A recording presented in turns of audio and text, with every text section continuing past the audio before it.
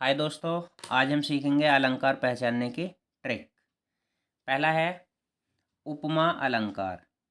यदि किसी उदाहरण के अंदर सा, सी, से, सम, सरिस आदि शब्द आते हैं तो वहाँ पर क्या होता है, हमारा उपमा अलंकार हो जाता है।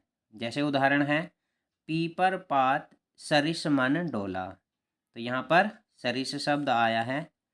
इसी तरह से और उदाहरणों में भी सम, से, सी, सा इस तरह के शब्द आएंगे तो वहाँ पर क्या होगा, उपमा अलंकार होगा।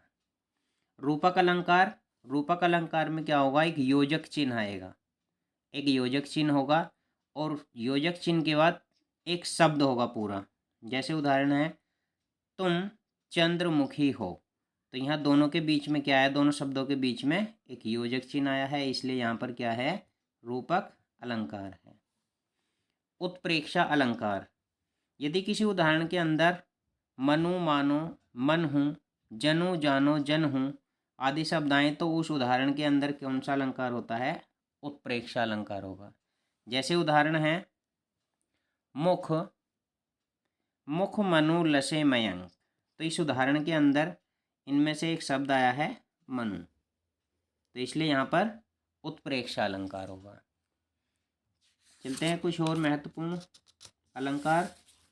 मानवीकरण अलंकार।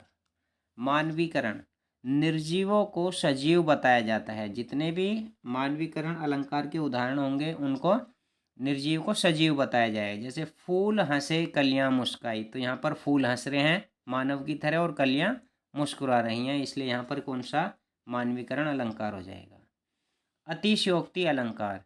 यहाँ पर क्या होगा, इन उदाहरणों के अंदर बात को बढ़ा चढ़ाकर कहा जाएगा, बढ़ा चढ़ाकर बात कही जाएगी, वहाँ पर होगा हमारा अतिशयोक्ति अलंकार। जैसे उदाहरण में है हनुमान की पूंछ में लगन न पाई आग, लंका शीघ्री जली गई, गए निशाचर भाग। यानी कि हनुमान जी की पूंछ में आग भी नहीं लग पाई और लंका भी जल गई और जो भी निशाचर थे, राक्षस थे, शत्रु थे, सब वहाँ से भाग गए। तो यहाँ पर इस उदाहरण के अंदर बात को बढ़ा चढ़ाकर बताया गया है, इसलिए यहाँ पर कौन सा अतिशयोक्ति अलंकार होगा।